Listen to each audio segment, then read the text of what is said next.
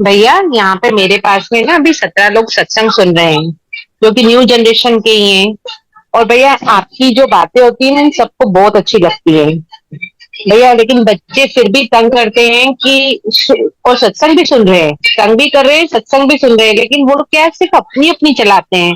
तो भैया मैं चाहती हूँ कि आप जो है न्यू पीढ़ी के लिए कोई संदेश दीजिए, जिससे कि इन लोगों को भी समझ में आए कि आप क्या बोलना चाह रहे हैं। हम्म। बच्चों के बारे में मैं क्या कहूं कि कहाँ जा रहे हैं। मेरे को तो बच्चे इतने अच्छे लगते हैं, मैं तो ऐसे सोचता हूँ कि बच्चों के साथ ही पूरा दिन खेलता रहूं, बात करता रहूं। और बड़ा दुख भी होता है कि बच्चे कहाँ जा रहे हैं, कौन सी दिशा में आगे बढ़ रहे हैं। बच्चे तो इंस्टाग्राम, फेसबुक, डेटिंग एप्स, पैसे की चिंता अभी से, घर की राजनीति, ऑपोजिट सेक्स के ऊपर अट्रैक्ट होना, उसी में ध्यान देना, गर्लफ्रेंड बॉयफ्रेंड बनाना, फालतू के मोबाइल पे रील्स देखना, क्रिकेट आईपीएल के पीछे पागल होना, नशा करना, इन सब में पढ़कर अपनी जिंदगी खराब कर रहे हैं। आध्यात्म में तो उनको इंटरेस्ट ही नहीं आता। उनको लगता है कि भाई ये तो भक्त की बात है, वो हंसते हैं और बड़ा अपने आप को डूब समझते हैं कि देखो भाई, हम यंग हैं, कौन ये भगवान और आत्मा की बातें करें। उस समाज में आप देख रहे हो ना, कितने मर्डर्स हो रहे हैं आजकल। छोटे छोटे बच्चे, थोड़ा सा ईगो हर्ट हुआ, बर्दाश्त नहीं कर पा रहे हैं, गलत डायरेक्शन में आजकल की पीढ़ी। मैं बहुत पेरेंट्स को समझाता हूँ कि बच्चे जब छोटे होते हैं, खास करके 7 साल से, जिनके बच्चे 7 ईयर से कम होते हैं, उनके सामने घर की राजनीति की गॉसिप या इधर उधर की बातें ना करें। 7 साल से पहले बच्चों का जो चित्त होता है ना, बड़ा कोमल होता है और सबकॉन्शियस माइंड बिल्कुल ओपन होता है। जो भी चीज बच्चे के सामने बोलोगे, वो डायरेक्ट मन में, डीप में चली जाएगी। फिर इसको निकालने के लिए बड़ी मेहनत करनी पड़ती है। वो तो गुरु को मालूम है कितनी मेहनत करनी पड़ती है वहां से डिलीट करने के लिए। तो जिनके बच्चे 7 साल के हैं, एटलीस्ट वो तो स्पेशल बच्चों को प्रोटेक्ट करे और ध्यान दे कि ऐसी चीजें उनके मन में, उनके कान पे नहीं जानी चाहिए, जो कि जाना अच्छा नहीं है उनके लिए। ऐसे रिश्तेदारों से भी दूरी रखें जो कि गौसेबाजी करते हैं, निगेटिव बातें करते हैं बच्चों के साथ। मैं समझता हूँ कि आपकी मजबूरी हो सकती है कि फूफा, जीजाजी, मासी, चाची, मामा, मामी, जितने भी रिलेटिव होते हैं, बुआ, इनके साथ आपको रिश्ता निभाना पड़ता है। मेरे पास शिकायत आती है कि भैया, वो जीजा आता है और बच्चों के साथ ऐसी ऐसी बातें करता है जो नहीं करनी चाहिए, लेकिन हमारे जीजा जी, हम कैसे मना करें। अरे भाई, मैं समझता हूँ रिश्ता निभाना पड़ता है, पर जहां फैमिली गॉसिप हो रही है, एटलीस्ट वहां बच्चों को मत भेजो। बच्चों को सिर्फ वही मालूम होना चाहिए जो कि उनके लिए जरूरी है, क्योंकि उसकी उनकी एनर्जी उसी डायरेक्शन में जाएगी जो वो ऑब्जर्व करते हैं। देखते हो ना, बच्चे बेचारे, माँ बाप लड़ते हैं और दूसरे रूम में बच्चे दरवाजा बंद करके लड़ते हैं बैठ के। तो मैं माँ बाप से, पेरेंट्स को जो काउंसलिंग करता हूँ, समझाता हूँ कि जब बच्चा नहीं हो तब आप खूब झगड़ा करो भले, एटलीस्ट जो बच्चा पैदा किया उसके लिए अपने अपना ईगो कंट्रोल में रखो। क्योंकि बच्चों के अंदर जो बीज चला जाता है ना, चित्त के अंदर, उसको और पता नहीं कितने जन्म फिर वो भोगना पड़ता है।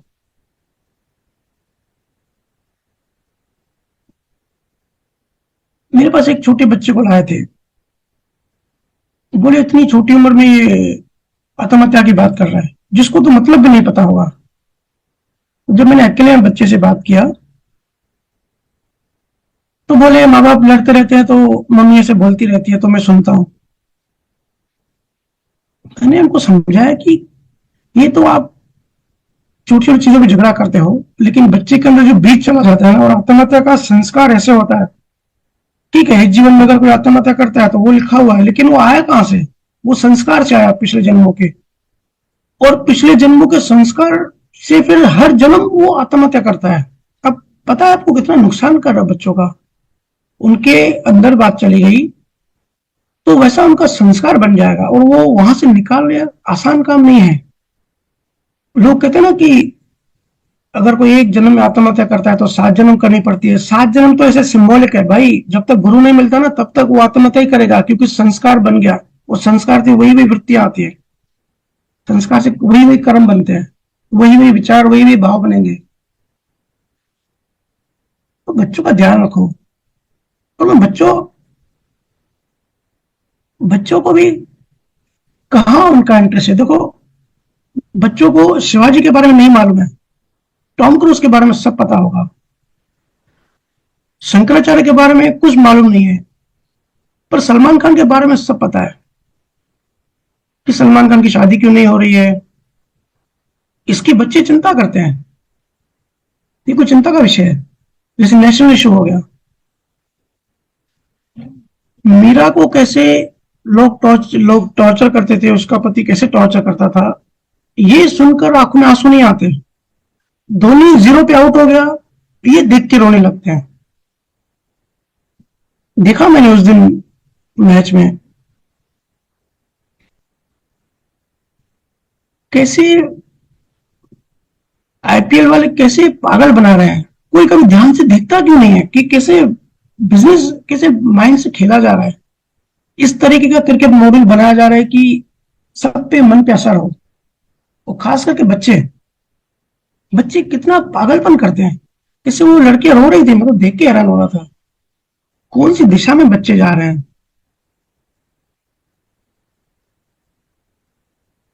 बच्चे मासूम हैं, उनके चित्त पे ऐसा संस्कार का बीज ना डालें जो कि उनको बंधन में फंसाए, क्योंकि आप तो चले जाओगे तो वो बीज का वजन फिर वो भोगता रहेगा। और बच्चों, अगर आप सुन रहे हो तो एक बात याद रखना, ऐसी चीजों से, ऐसे लोगों से रिश्ता बनाओ जो कि मुक्त करने की बात करे, या एटलीस्ट मुक्ति की बात की एनकरेजमेंट करे। जो भी बांधे उससे दूर रहना। आप सब गर्लफ्रेंड बॉयफ्रेंड्स अफेयर्स में और इन सब चीजों में ना अपनी ऊर्जा खराब कर रहे हो। इसी ऊर्जा को मुक्त कैसे हो उसमें लगाओ।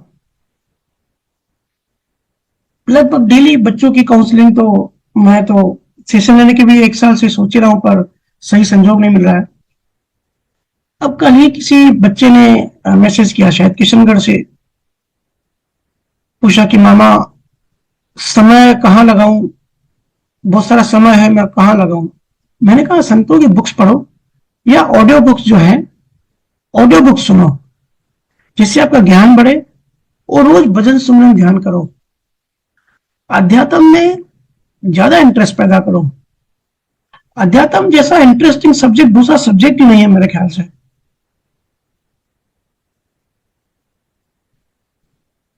एक बच्चे ने, एक कपल ने मुझे बुलाया था, बोला हमारा बच्चा पूरा दिन मोबाइल पे गेम खेलता है और बड़ा जिद्दी हो रहा है और कुछ मानता भी नहीं है, इसको भैया आप समझाओ, कुछ बोलो। मैंने बोला डायरेक्ट समझाने की कुछ नहीं होगा, इसको ऊंची चीज दो। मैंने उससे कहा भाई तुझे बड़ा नॉलेज है, अब 1 हफ्ते में एक स्टडी करके बता कि हमारी आंख कैसे कोई चीज को देखती है, हम कैसे देख सकते हैं किसी भी चीज को, हमारी आंख कैसे काम करती है। उसको एक टारगेट दिया, तो बच्चा भी बड़ा ही रेस्पेक्ट करता है, बड़ा प्रेम करता है, तो उसने मान लिया और 1 हफ्ता मोबाइल बिल्कुल यूज करना बंद कर दिया, गेम में सब छोड़ दिया। दिल लगा के स्टडी करने में लग गया कि ब्रेन में कैसे इमेज बनती है। उससे घर वाले माँ बाप खुश हो गए, बोले भैया ये क्या आपने इसको काम पे लगा दिया। वो स्टडी करने लगा कि कैसे रेटिना के अंदर लाइट जाती है, फिर उल्टी इमेज बनती है रेटिना में, फिर कैसे इलेक्ट्रिकल सिग्नल ब्रेन को, ऑप्टिकल नर्व्स ब्रेन को इलेक्ट्रिकल सिग्नल भेजते हैं। फिर हमारा मन कैसे देखता है, कैसे अंदर की जो ज्ञान इंद्रिय है कैसे चीज को देखती है, फिर उससे कैसे एनालिसिस करती है।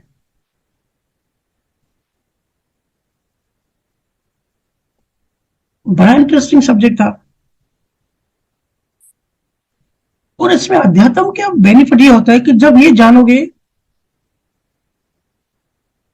तो ये एहसास होगा कि हमारा शरीर एक सिस्टम है, एक मशीन है। मन देखता है इमेज को, कैसे हम किसी चीज को देख सकते हैं। इससे क्या होगा, देहाध्यास कम हो जाए। अभी हम क्या अपने आप को जो नाम है, अपने आप को शरीर मानते हैं, अपने आप को नाम वाला आइडेंटिकल हो गए। हम अपने शरीर को जिंदा समझते हैं, हम अपने आप को जिंदा समझते हैं। पर जब थोड़ा इस पे स्टडी करेंगे ना कि कोई भी पार्ट कैसे काम करता है, तब एहसास होता है कि ये तो मशीन है, मशीन की तरह काम होता है। हमको लगता है मैं देखने वाला हूं, लेकिन देखने वाला जीवात्मा मन है, और मन के पास वो इमेज कैसे जाती है, पूरी इसकी साइंटिफिक प्रोसेस है। जब ये समझ में आने लगता है ना, तब एहसास होता है कि भाई मैं ये शरीर नहीं हूं। इससे देहाध्यास फ्रैक्चर होता है, देहाध्यास टूटता है, कम होता है। शरीर की जटिल चीजों को समझो और देखो, बिल्कुल देहाध्यास टूटने लगेगा। हर एक छोटी छोटी चीज में ऑब्जर्व करो। जैसे कभी कोई कोई टी शर्ट लेने गए, तो कोई टी शर्ट आपने सिलेक्ट करी कि मैं डिसाइड की कि मैं ये लूंगा, तो उसी टाइम अपने अंदर चिंतन करो कि मैंने ये टी शर्ट, मतलब मेरे मन ने ये टी शर्ट क्यों चूज की।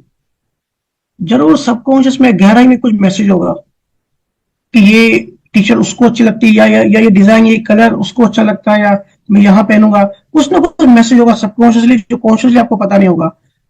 डीप ऑब्जर्व करने में पता पड़ेगा। सवाल पूछो कि ये मैं क्यों पहनना चाहता हूं, मेरे मन ने ऐसा क्या मैसेज दिया।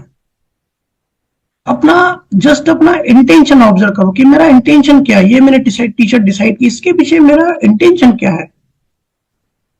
तब पता पड़ेगा कि मन हमारे कंट्रोल में नहीं है, हम मन के कंट्रोल में है। हमारा सबकॉन्शियस माइंड हमको जैसे चलाता है ना, हम वैसे चलते हैं। बहुत बड़ी इंटरेस्टिंग चीज है। अपने आप को बचाओ। मैं देखता हूं आईपीएल का कितना पागलपन है। लड़कियां चिल्ला रही हैं, लड़के चिल्ला रहे हैं कि धोनी ने मुस्कुरा दिया। अरे क्या बेहोशी है, कितना टाइम वेस्ट कर रहे हो, और इससे आपको मिल क्या रहा है, ये तो मुझे समझ में नहीं आता भाई। अब लखनऊ में जीता, गुजरात हार गया, तो उसमें आपको क्या मिला। बहुत ज्यादा ब्रेन वॉश हो रहा है नई पीढ़ी का, यूथ का। ऐसे ही एक यूथ से बात हो रही थी, तो मैं इसमें थोड़ा ज्यादा टाइम लूंगा। तो उसने बताया कि भैया मैं हॉस्टल में रहता हूँ, और यहाँ पे लड़के लड़कियां ड्रग्स लेते हैं, माँ बाप को झूठ बोल के ड्रिंक करते हैं। बहुत क्रेज है इन चीजों का। अरे भाई, क्रेज सबको नहीं है। जिनके पास अध्यात्म नहीं है ना, उनको वो इन बातों में फंसते हैं। आप अपने आप को इन चीजों से बचाओ। अध्यात्म का नशा करो, नाम का नशा करो। और एक लड़की ने तो बताया कि ये सिर्फ हम दोस्तों को इम्प्रेस करने के लिए करते हैं, और सब करते हैं, पार्टीज करते हैं, अननेसेसरी पार्टी में जा। बोले कि मैं पर्सनली पार्टी में जाता हूँ, बोले भैया आपसे क्या झूठ बोलूं, मैं भी पार्टी में जाता हूँ। और इसी के लिए जाता हूँ कि लोग मेरे दोस्त ऐसा ना समझे कि मैं डब्बू हूँ, या मैं ऐसा ही हूँ, कि भाई मैं भी एक नौजवान होशियार लड़का हूँ, ऐसा समझे, इसके लिए पार्टी में जाता हूँ। अरे भाई ये क्या लॉजिक है। और दारू पार्टी करने की क्या जरूरत है। चाय पार्टी में जितना मजा आता है ना, कभी वो ट्राई करके देखना। ऐसे खुद को फंसाते जा रहे हो। और जो इसी लाइन पे आगे बढ़ता है ना, आगे चल के सबको अनुभव है, उनकी जिंदगी बड़ी मायूस हो जाती है अंदर से। और एक बात समझना, बाहर पार्टीज और शोरगुल वही करते हैं जो अंदर से बिल्कुल खोखले और खाली होते हैं, जिनको अंदर का कुछ भी नहीं पता होता, क्योंकि ऊंची चीज मिली नहीं तो फिर यही नीची चीज में ही मजा ढूंढने लगते हैं। देखता हूं मैं आजकल मोस्टली बच्चे 3-4 बजे तक जाग रहे हैं, सो ही नहीं रहे हैं। अब माँ बाप तो बोलते हैं कि भाई बच्चों जल्दी सो जाओ, जल्दी उठो, पर बच्चों की असली प्रॉब्लम पे कोई ध्यान ही नहीं देता। असली प्रॉब्लम ये नहीं है कि जल्दी सो जल्दी उठो, असली प्रॉब्लम है कि उनको रात को नींद ही नहीं आती है। तो वहां ध्यान देना है कि इनको नींद क्यों नहीं आ रही है, कहाँ गलती हो रही है, थोड़ा सा मॉनिटर करो। उस दिन कॉलेज की 4 स्टूडेंट लड़की आई मेरे पास, और ये प्रॉब्लम मैं देख रहा हूँ सबको है। बोले कि भैया ओसीडी हो गई है, बहुत सारे नेगेटिव थॉट्स आ रहे हैं, थॉट्स को कंट्रोल नहीं कर पा रहे हैं। ये प्रॉब्लम बहुत आजकल नई जनरेशन को बहुत परेशान कर रही है। मैंने उन स्टूडेंट लड़कियों को डांटा, मैंने कहा कि तुम लोग को फेस नहीं चाहिए, फेसबुक चाहिए। ओसीडी क्यों होती है? जो भी हम मान्यताएं बना लेते हैं ना, अकॉर्डिंगली थॉट्स आते हैं। और वो बता रहे थे कि फिर गंदे गंदे विचार आते हैं, खुद से ही आते हैं, इससे गिल्ट फील होता है। अब क्या हो रहा है, असल में क्या हो रहा है, ये जो अज्ञान की वजह से जो ये गिल्ट का बीज अपने अंदर डाल रहे हैं ना, गिल्ट का मतलब होता है हम कुदरत को मैसेज दे रहे हैं कि भाई हमने गलती की, हमको सजा दो, तो नेक्स्ट जन्म में इनको कैंसर होगा। और इसमें कोई भी अचरज की बात नहीं है, पूरा विज्ञान है। कुदरत कहे कि भाई मेरी क्या गलती, तूने सजा मांगी। थोड़ा मन की साइंस को समझो, थोड़ा ध्यान से समझो। ओसीडी क्यों होती है? जिस चीज को पॉइंट आउट करने लगते हैं ना हम, मतलब जिस चीज को फोकस करते हैं उसी चीज को फूड मिलता है। फोकस जो होता है ना, जो ध्यान होता है ना हमारा, वो फ्यूल होता है, और वही बार बार आते हैं। गलत थॉट्स आ रहे तो रोने की जरूरत नहीं है, सिर्फ समझने की जरूरत है। और ये समझना है कि हम उस थॉट्स को ध्यान दे रहे हैं, उसमें इन्वॉल्व हो रहे हैं, उस पर फोकस कर रहे हैं, तभी वैसे विचार आ रहे हैं। विचारों से लड़ो मत, क्योंकि हम जिससे लड़ते हैं ना हम उसको याद करते हैं। ये बात तो सबको पता ही होगी, कोई इसमें रॉकेट साइंस नहीं है, सिंपल सी बात है। जिससे हम लड़ाई करते हैं ना, मतलब मन में जिससे नफरत करते हैं, जिसको गालियां देते हैं, तो हम क्या करें, उसको याद ही कर रहे हैं ना। तो हम अपनी एनर्जी, अपना फोकस, अपना ध्यान अपने दुश्मन को दे रहे हैं। एक तो ऑलरेडी वो हमारा दुश्मन है, हमारा नुकसान कर रहा है, ऊपर से हम अपनी ऊर्जा उसको देते हैं, उसको बार बार याद करके। ये गूगल की तरह होता है। गूगल पे आप देखते हो, कोई भी टॉपिक डाल दो तो उससे रिलेटेड जितनी भी चीजें हैं वो गूगल सब सामने लाएगा। तो हमारा मन भी वही वैसे ही काम करता है गूगल की तरह। जिस भी चीज पे फोकस करोगे, उससे रिलेटेड सजेशंस और उससे रिलेटेड भाव, उससे रिलेटेड विचार, उससे रिलेटेड सब चीज आपके सामने लाएगा। इसलिए मैं बार बार कहता हूं कि फोकस आध्यात्म पे रखो। आने दो गंदे विचारों को, आने दो उल्टे सीधे विचारों को। आप फोकस क्यों करते हो, आप ध्यान क्यों देते हो? कुछ लोग जुड़े हुए हैं अभी भी, मैंने जिनको एक हफ्ते में ये सब बताया कि भाई ध्यान को डाइवर्ट कर दो, और कुछ भी करने की जरूरत नहीं है, फोकस को शिफ्ट करो। अब जो चीज पे फोकस रखोगे, गूगल की तरह वही वही चीज सामने आएगी। अगर फैमिली में किसी से झगड़ा करते हो, किसी से लड़ते हो, तो वही वही चीज सामने आएगी आपके। तो आपको बोलोगे कि भैया हमको ओसीडी हो गई, ये ओसीडी नहीं है, आपको फोकस का प्रॉब्लम है। तो ओसीडी से बचने का क्या तरीका है? सबसे बेस्ट तरीका है भजन सुमरन ध्यान। ये केवल ज्ञानियों का ऐसा दिया हुआ ऐसा साइंटिफिक प्रोसेस है। मतलब बीमारियां अनेक हो, दवा एक ही है, भजन सुमरन ध्यान। और इसके अलावा जैसे कचरे को हम डस्टबिन में डालते हैं ना, वैसे ही जो भी आपको यादें सताती है, जो भी आपको विचार आते हैं, उन चीजों को डस्टबिन में डाल दो।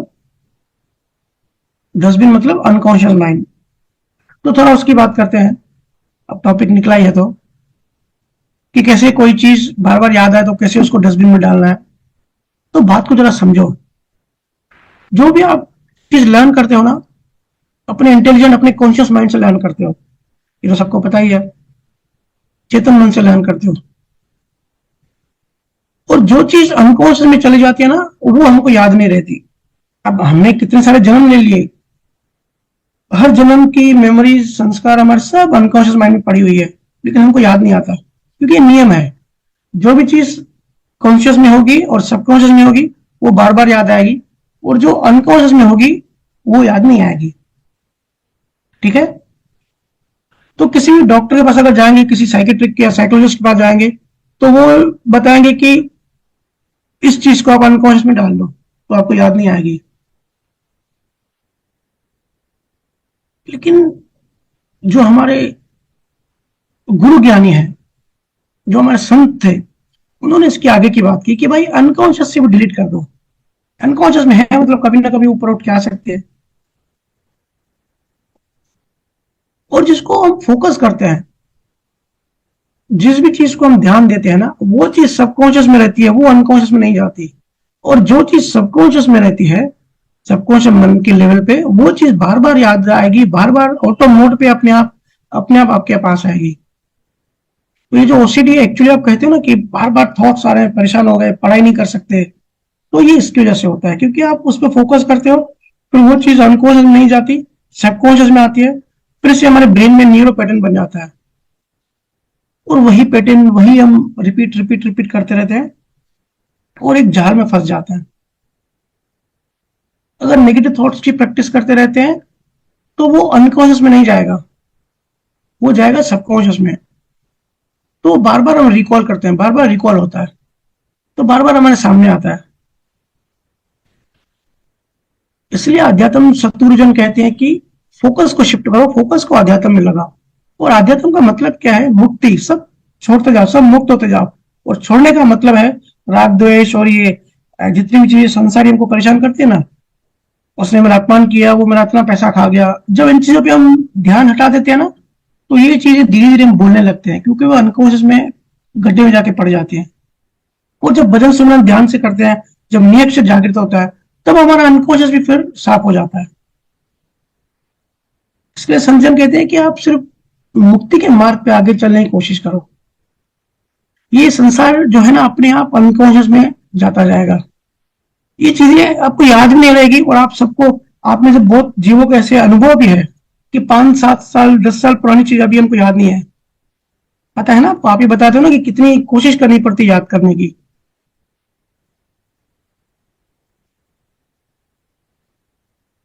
फोकस हटा दो, जो भी चीज काम की नहीं है वो अपने आप अनकॉन्शियस में चली जाएगी, फिर याद आना बंद हो जाएगी। फिर जब आप चौथे, पांचवें, छठवें स्थान पे आ जाएंगे, अगर गुरु कृपा से नियक्षर मिला, और छठे स्थान से फिर मेरुदंड तक आएंगे, तो ये पूरा जो है ना, ये अनकॉन्शियस माइंड है, मेरुदंड तक। तो वहां की जितनी भी चीजें पड़ी हुई है ना, सब डिलीट होती जाएंगी। और मैंने फिर उन जो स्टूडेंट आए थे, लड़कियां, उनको मैंने और भी एक बात कही कि डोपामाइन व्रत रखो। अब वो बोले कि भैया एकादशी का व्रत सुना है और बाकी सब व्रत सुना है, ये डोपामाइन क्या है? मौन व्रत सुना है। तो ये आजकल नया कॉन्सेप्ट है। जैसे पता पड़ा है कि जो भी हमको डोपामाइन, हमको किसी भी चीज में मजा आता है, रस मिलता है, तो ब्रेन एक डोपामाइन हार्मोन रिलीज करता है। तो डोपामाइन व्रत का मतलब होता है कि अपने मन को कोई भी नई फीडिंग मत दो। ऐसा डिसाइड करो कि एक दिन डोपामाइन व्रत, एक दिन no new feeding, no mobile, no new information, no news, no movies, no compulsive behaviour, Netflix, prime video, कुछ नहीं। सिर्फ अपने साथ रहना है। एक दिन अपने साथ बैठो और अध्यात्म पे चिंता मनन करो और मेडिटेशन करो। इसको कहते हैं डोपामाइन व्रत। इससे आपकी ओसीडी जो है ना, खत्म होती जाएगी और फोकस बढ़ता जाएगा। और वो सही फोकस जो है, वो फिर संसार में नहीं लगाना है, फोकस लगाना है अध्यात्म में। क्योंकि हम सब फंसे हुए, हमको मुक्त होना है, अल्टीमेट बात वही है। कोई भी ऐसी चीज या बात की प्रैक्टिस करना छोड़ दो जो कि हमारे बंधन का कारक है, फिर वो चीज अपने आप अनकॉन्शियस में चली जाएगी। फिर वही वही नेगेटिव थॉट्स नहीं आएंगे जो कि आप लोग को आजकल बहुत परेशान कर रहे हैं। याद रखना, आपका जो फोकस है ना, या जो अभ्यास है, वो फ्यूल है, वो एनर्जी है, वो फूड है।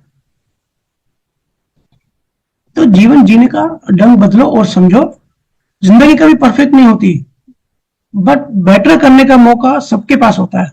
बस जीवन को बेटर करते जाओ। और बेटर करना मतलब क्या? बेटर करना मतलब मुक्त होते जाना, जो भी चीजें बांध रही है।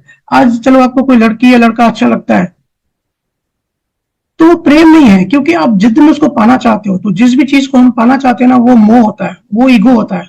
और जो भी चीज मोह होती है, जो भी चीज ईगो होता है, वो बंधन है, मुक्ति नहीं है। सच्चा प्रेम जो होता है ना, वो अनकंडीशनल लव कहते हैं जिसको, वो तो मुक्त करता है, वो तो वैराग्य पैदा करता है। तो मुक्त होते जाओ। मुक्ति का मतलब है निर्बोझ होते जाना। ये सब चीजों में बोझ बढ़ते जा रहा है। निर्बोझ होते जाओ, जिंदगी का वही एक्चुअली मकसद है। ठीक है।